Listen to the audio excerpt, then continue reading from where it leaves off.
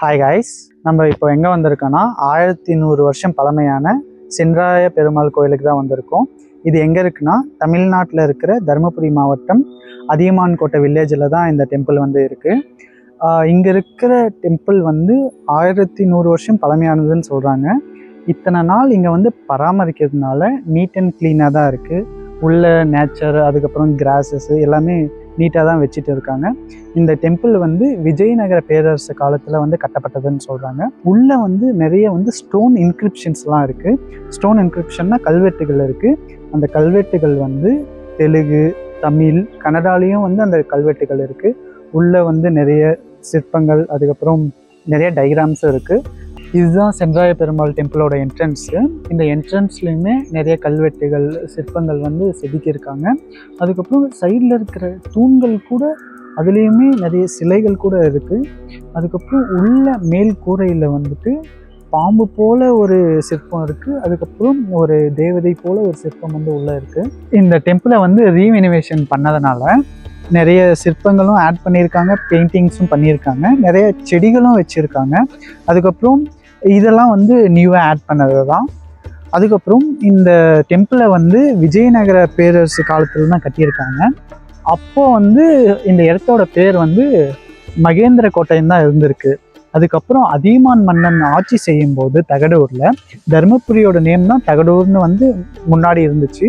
அதியமான் மன்னன் ஆட்சி செய்யும்போது இந்த இடத்துக்கான பெயர் வந்து அதியமான் கோட்டைன்னு வந்திருக்கு. அப்போ வந்து சோழர்கள் வந்து இந்த கோயிலில் ஒரு கல் வச்சு வழிபட்டு வந்திருந்திருக்காங்க. அதுக்கப்புறம் மக்களும் வழிபட்டு இருக்காங்க. அதுக்கப்புறம் அதியமான் மன்னனும் வழிபட்டு வந்திருக்காங்க.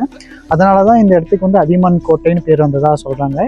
அது மட்டும் இல்லாமல் உள்ள கர்ப்ப கிரகத்தில் சில வரைபடமும் இருக்குது, சில டைகிராம்ஸும் இருக்குது, சில கல்வெட்டுகளும் இருக்குது.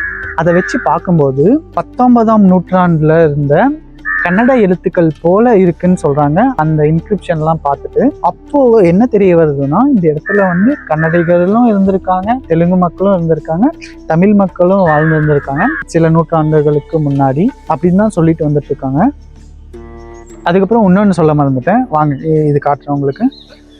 இந்த கல்லை வந்து அதிசய கல்லுன்னு சொல்லியிருக்காங்க. எதனாலனா இருங்க காட்டுறேன் உங்களுக்கு.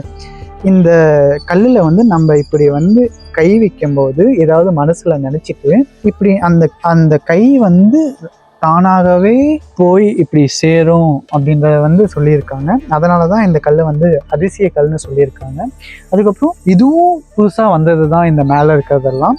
இதில் வந்து 2 யானைகள் இருக்கிறது போல ஒரு சிற்பிச்சிருக்காங்க, ஒரு சிற்பத்தை 2 யானைகள் இருக்கிறது போல. அதுக்கப்புறம் இது மட்டும் இல்லை, இந்த சைட்லேயும் அது மாதிரி 2 யானைகள் இருக்கிறது போல இருக்குது. அதுக்கப்புறம் இந்த சைட்லேயும் 4 சைட்ஸ்லேயும் அது மாதிரி இருக்குது. லெஃப்ட், ரைட்டு, ஃப்ரண்ட்டு, பேக்கில் 2 யானைகள் இருக்கிறது மாதிரி இருக்குது.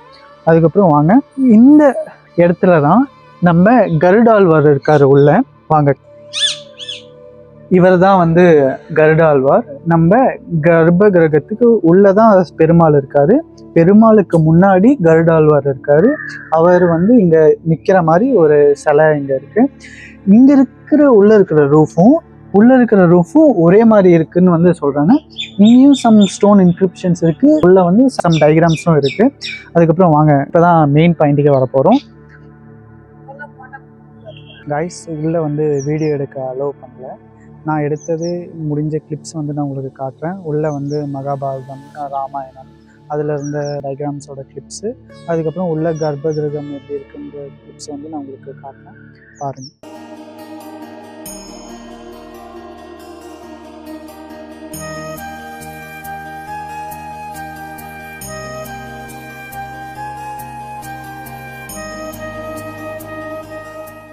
காய்ஸ், இந்த சென்றாய பெருமாள் டெம்பிளுக்கு பின்னாடி தான் மெயின் மிஸ்ட்ரியே இருக்குது. இதை பற்றி ஆல்ரெடி என்னோடய விளாக்ஸில் நான் போட்டிருக்கேன், போய் செக் பண்ணி பாருங்கள்.